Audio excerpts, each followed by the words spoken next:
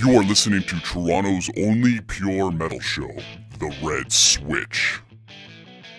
All right. First of all, David, I want to thank you for coming on to the Red Switch here on CHRY. How you doing? I'm great, man. Thanks for having me. I think a good place to start is letting people know what they can expect from a band like Shredding the Envelope, and why the hell should they buy your album? They should buy the album because it's one of the great metal releases of the last 10 years, in my opinion. It's fantastic. We've got guest appearances from George Lynch of Dokken, Chris Poland from Megadeth, and just a bunch of different great players. And been getting tons of buzz. And I just think it's. We sent it to Bruce Dickinson, the singer from Iron Maiden. He played it on his BBC radio show, and he loved it, and he called it a must-have. And I'm just really proud of this record, and I think that any true hard rock or metal fan should own it, definitely. Great. So this is honest-to-God thrash, hard rock. Yeah, hard rock, thrash, and there's some, you can hear all my influences: Judas Priest, Ozzy, Kiss, Megadeth, Metallica, all that stuff. That's a good point, David, because you've listed many bands such as Megadeth, Ozzy, Dio, Pantera, and so on with all the influences. That's where Shredding the Envelope gets many of its noticeable influences, I've found. Are there any modern bands that you guys take cues from? There's definitely a lot of modern bands I like. I like Nevermore a lot. I think those guys are great. A lot of great bands out there. I mean, a lot of bands like yourself, they refer to older bands such as Megadeth and Dio and Ozzy as influences.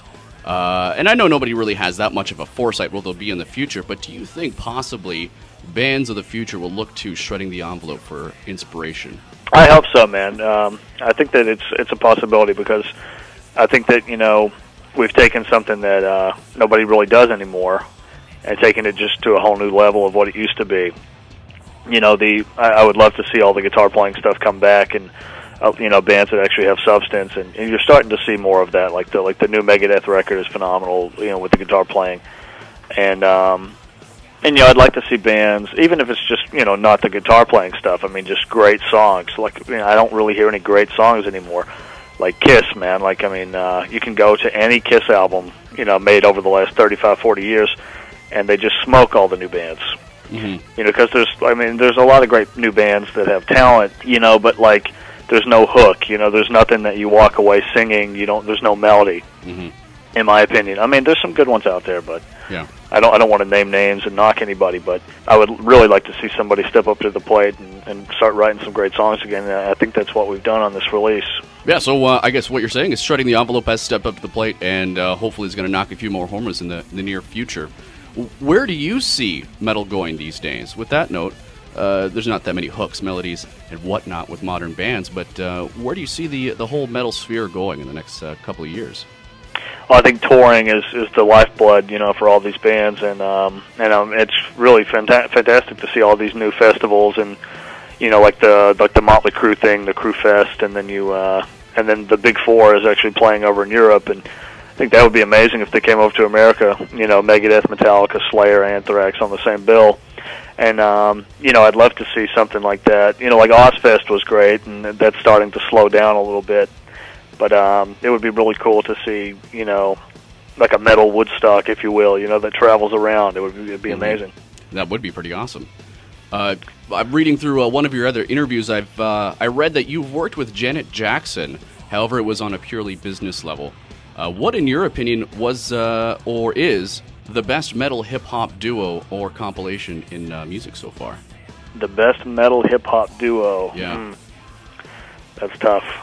I really liked Anthrax and Public Enemy. I don't think you can really top that one. And then the Aerosmith Run DMC thing was great. The Metallica thing with Ja Rule, that was just, oh my God. I remember where I was when I heard that. Yeah. Me and my friends were like, somebody called us and said, put it on, whatever the station was. And we were just like, is that a joke, or like, what the hell's going? And I love Metallica, but I was just like, dude, please. Yeah, I guess both musicians or both groups have to really complement each other. Yeah, but the Anthrax thing was fantastic, I thought. Because Public Enemy actually had something to say, like that's back in the golden age when, it was, what I mean, it wasn't all the stuff today. Yeah, when it was about public awareness and not about bitches and hoes. Exactly. You guys have basically 3 permanent members, right? There's myself, and then there's my buddy G. Kim on the drums, and then my fiance works with me on the songwriting and a lot of that stuff. Oh, okay. And then we're going to have... session people when we tour. Hopefully, we'll find the right people to join, us sort of like as a family vibe. And, I don't want to have like a revolving door of people, but, sometimes that's what you got to do. So you're looking for permanent members right now? Yeah, definitely. Is there anything in particular, anything specific that you're looking for in a musician, as for talent and technique, but also personality-wise? Oh, definitely. Yeah, you got to have people that that aren't weirdos or drug addicts and have themselves together and have a clear vision. And you don't want prima donnas and stuff like that. As far as the playing goes, I'd rather have somebody that's really good but is a great person than to have somebody who's just phenomenal, who's a jerk. But it's tough to find. If there's anybody out there listening that wants to join up, you can find me on MySpace and Facebook and all that stuff. Yeah. So what's the name of your MySpace page? It's myspace.com/shreddingtheenvelope, and then I'm also on there, Dave Reffett. Reffett. You can. Yeah, Reffett, and you can find me on Facebook as well. I read also that you earned yourself actually, a scholarship to the Berklee College of Music and studied the skill and technique of playing there. What do you think offers, or what that offers, as opposed to other musicians who are self-taught or have learned from years of experience? With the self-taught stuff and the years of experience, you can definitely, get where you want to go.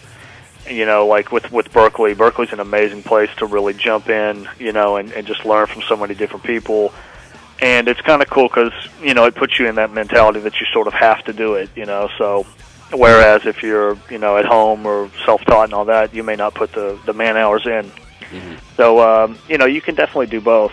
I think there's advantages to both, really. But Berklee was a great place for me, to really get my feet wet and just really dive in full force, Yeah. No, it's so you'd recommend it for anybody if they have the option to do it. Yeah, definitely. Any music school is great, or like I said, you can get so much out of books and stuff, but you really got to put the time in. And then me, really, like I was already pretty good before I got there. Like I just played along to records and just really learned what I wanted to accomplish. But for me, it was great because I really get to learn the business inside and out and all that kind of stuff. And like some stuff that I probably didn't want to learn at the time, jazz and all the flamenco and stuff, like really paid off and just made my metal even better. Many people have praised Shredding the Envelope for its music in the business. Many people in the business have praised it. But I don't want to be that guy who brings this up, but what has been the most spiteful thing a person or fan has said to you? The most spiteful thing? Yeah. Oh, no, there was a kid in the Czech Republic on one of these chat rooms that was like, the album cover looks disgusting, and that was lame because my girlfriend designed it, and I think it looks like a piece of art, And then I went into the kid's profile, and he was like, I dream of being a wizard and writing, like all the Dungeons and Dragons stuff, which, I mean, that's great if you're into it, but I don't spend my time knocking people, man. I mean, if you're into Celine Dion, that's great, that's your bag, Constructive criticism is probably a better way to do it, right? Oh, there's been some good constructive criticism. Yeah. Like this one guy was saying that it's an album by a guitar player for guitar players, and that could be true. But I think there's so many people that don't play the guitar that love this stuff, and just what I mean, like just like Judas Priest, you don't have to, what I mean, you don't have to play anything, and you get it right off the bat. Yeah. Music's got a universal appeal to it, so it doesn't matter who or what or where you're from. If it's good music, well, then people will like it no matter what, right? Some people have said that it's a very guitar-heavy sound with Shredding the Envelope. Where can you attribute that sound to?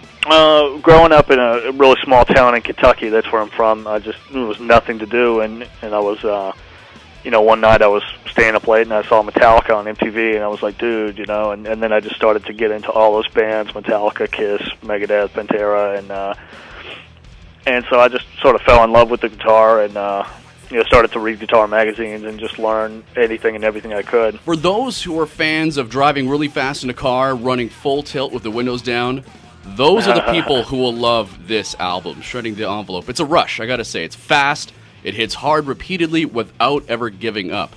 Now, when thinking of guitar riffs, what sort of things go through your mind? For riffs, I like something memorable. It doesn't have to be the most crazy, complicated thing. Like so many people have loved Caravan of Cannibals. It's like a sort of like a Van Halen meets Randy Rhoads. Yeah. Just like a real fun, bouncy '80s sort of rock out vibe. And I like riffs that are fun, and then sometimes you want something that's just brutal and just knocks you down.